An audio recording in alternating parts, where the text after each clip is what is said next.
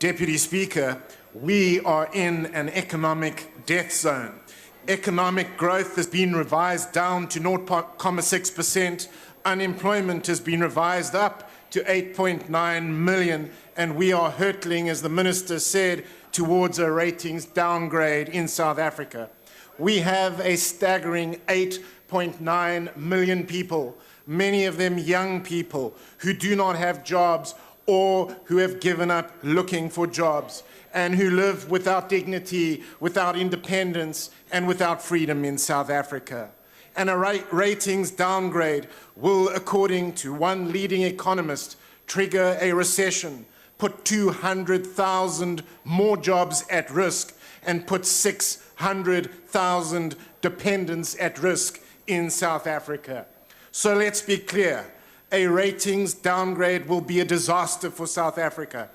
It will affect everybody, and it will spare nobody in South Africa. And that is why all of us, including government and opposition, business and labor, want to avoid a ratings downgrade in South Africa. Now, the Minister of Finance has done his best to build a common narrative, as he has pointed out, and to bring government, business and labor together so that there is collective action to avoid a ratings downgrade in South Africa.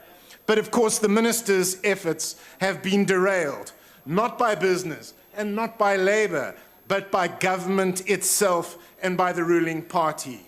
What President Jacob Zuma and the rent seekers who support him have done is to make a ratings downgrade more likely by launching an all-out political assault on the Finance Minister, deliberately aimed at generating headlines screaming, for example, "Prevent arrest shock."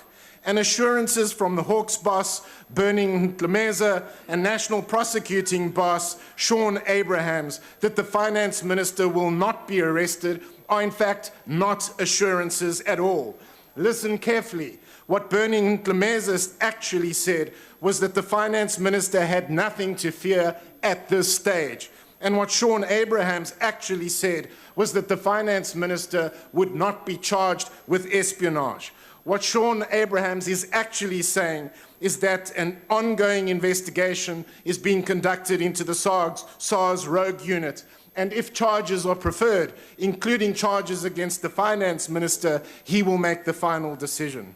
What President Jacob Zuma and the rent seekers who support him have done is to make a ratings downgrade more likely by launching an all-out political assault on the National Treasury. First, you have leaks of the so-called intelligence dossier, including the intelligence dossier bizarrely named Project Spiderweb. And then, for example, you have the Minister of Small Business Development, who first attacked big business for plotting a coup against President Jacob Zuma, and then attacks the National Treasury for being like England, whatever that means. So now that the Defence Minister is evidently in the business of smuggling people into South Africa, perhaps she will consider smuggling the Honourable Lindiwe Zulu out of South Africa.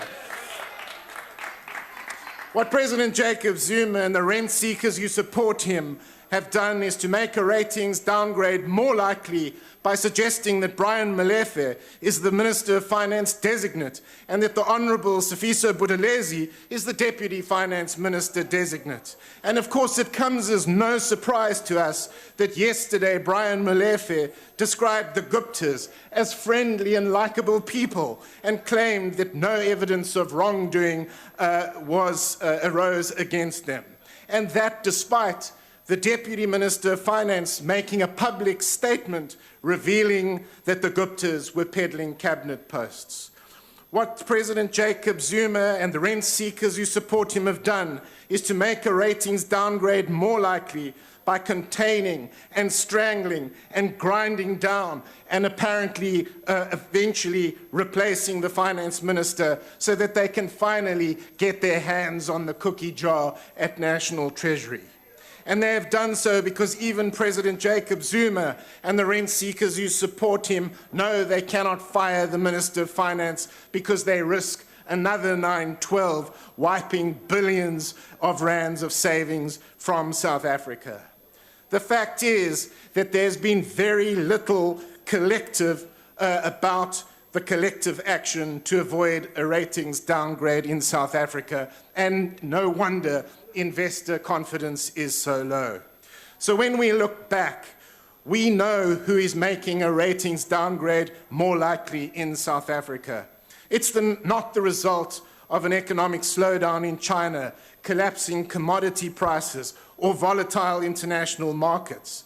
And it's not the result of a destabilization campaign by external forces acting in concert with the IMF and the World Bank to serve the interests of the West, as the spooks would like us to believe. It is the result of President Jacob Zuma and the rent seekers who support him. One man who will stop at nothing to gain control of national treasury, even if it means making a downgrade more likely in South Africa.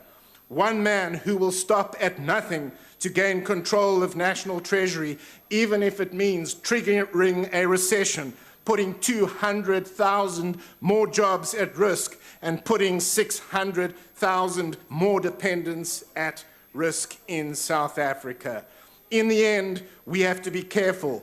South Africa's politics is inspired by Russia, and South Africa's economics is inspired by China. And so if we continue like this, we may just end up like Venezuela. I thank you.